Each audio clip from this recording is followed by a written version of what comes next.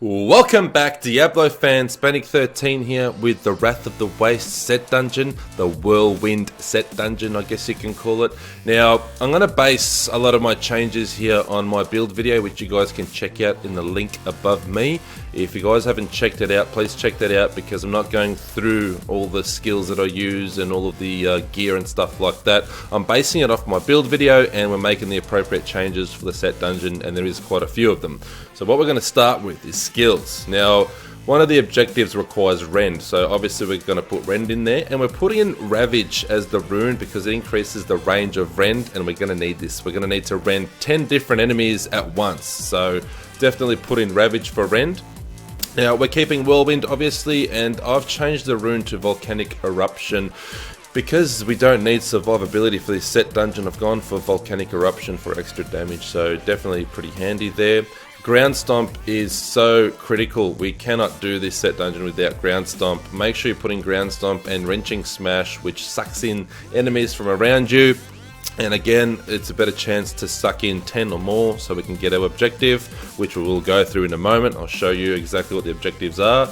Battle Rage into the fray. We want to definitely keep Battle Rage for this. Furious Charge is another addition that I think is very handy with Cold Rush. So we freeze enemies that we charge. This again saves us from taking physical damage from enemies. Now, if you guys don't know the objectives, one of them is to rend 10 different enemies at once. The other one is to avoid all physical damage. It's ridiculous. So if something hits you or just manages to nick you just a little bit, you fail, whether you take a lot of damage or not. If something touches you in this set dungeon, you fail. So that's why between Ground Stomp and Furious Charge, we need to freeze our enemies and stop them from attacking as much as possible. And very importantly, I felt Sprint Marathon. This set dungeon is quite big and there is a bit of backtracking involved. There's also imps that run away from you once they're damaged. They're annoying as hell. So without Sprint, good luck. Seriously, I think this is a must, and I really think that every skill here is critical for this set dungeon. I think it's the easiest way to do it. You can probably fluke it with some other skills, but I think this is definitely ideal, particularly if you're already having problems with the set dungeon. Passives stay the same except for Brawler, which we've put in. We've taken out Boon of Bul-kathos because we're not using Wrath of the Berserker at all. This isn't about damage or keeping up Wrath of the Berserker. This is about passing the set dungeon, so definitely putting in Brawler is better suited for this set dungeon than using Wrath of the Berserker or Boon of Bul-kathos. Now, with our gear, I've only made one change, and that is over here. I've taken out Taeguk Gem and I've put in Bane of the Powerful. Basically, we're not going to be able to keep up Taeguk the whole time because we're sprinting around trying to pass this set dungeon. And Bane of the Powerful is handy because you will bump into elites very often, probably in less than a minute. When you're into the set dungeon, you will bump into an elite. So probably every 30 seconds on average, let's say, you'll bump into an elite, sometimes two, and this will increase your damage, and it's definitely handy. Nothing else in gear has changed. It all stays the same, and we are ready to go. What we want to do once we are ready to go is go over to Act 5, and we want to go here to the Pandemonium Fortress Level 1.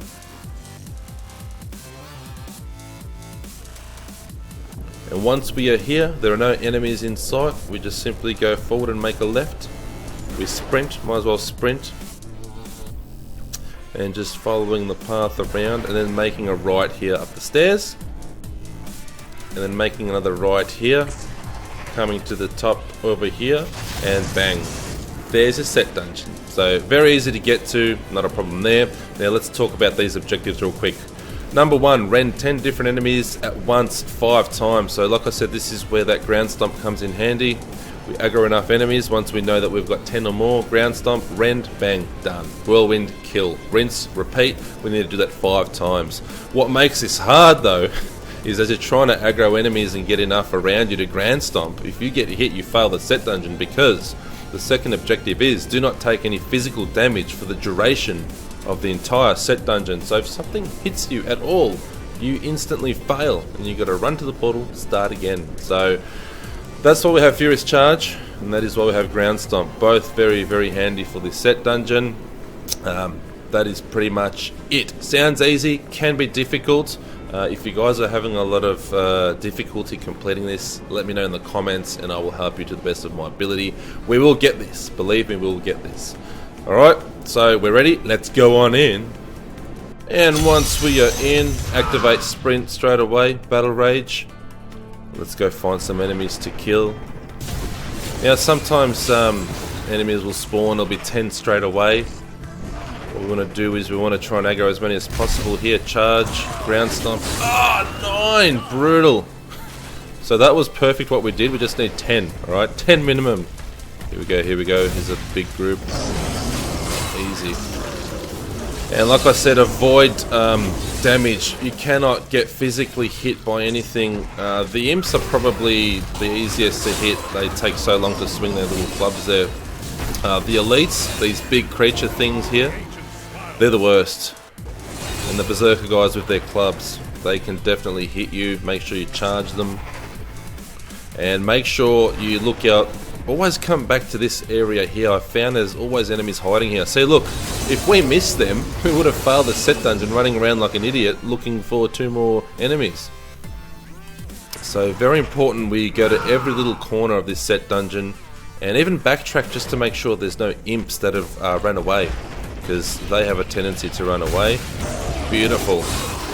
That is the perfect example of how we need to do our objectives. So right now we're off to a pretty good start. It's going pretty smooth. Here are the elites I was talking about that we just downed. A bit of backtracking, make sure there's no imps. Now also be very careful with these booby traps. If these hit you, that is physical damage as well, so you will fail. I remember a couple times I was on my way to kill like the last couple enemies before completing this set dungeon, and bang, I got hit by a booby trap and I failed. So what I try and stick to is, when I'm around the booby traps, I don't try and pull in 10 enemies to get the objective. I just try and get out of there, kill all the enemies that are around the booby traps and not get hit. Be very careful.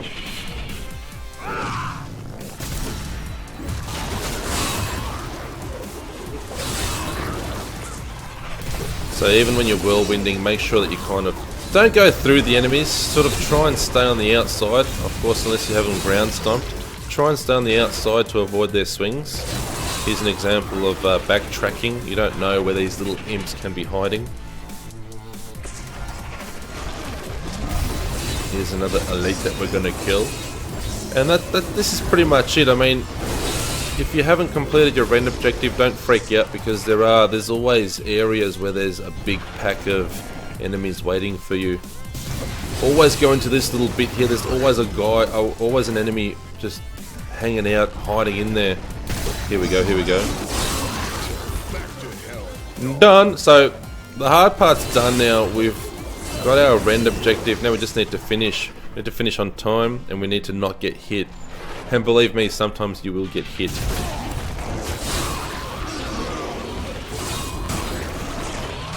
Sometimes you will get hit and you'll fail.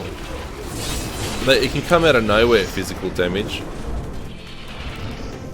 And this is kind of the time where your hands get shaky, you get a bit nervous. Because if you get physical damage, you fail. So make sure we use Furious Charge, make sure we use Ground Stomp, Sprint as well. Even when you're whirlwinding, activate Sprint, because you'll whirlwind even faster. Particularly when we've got our... Yes! Particularly when all your objectives are done and you just need to finish the set dungeon and kill everything. I'd be spamming Sprint quite a lot as you're whirlwinding, because you do move around quicker. Finish off the set dungeon and we're done, just like that. Too easy. So if you guys have any questions, hit me up in the comments below. Otherwise, show your support, give me a thumbs up and subscribe, and I will see you with more Diablo 3 videos in the near future. Until next time, Bannick13, yeah!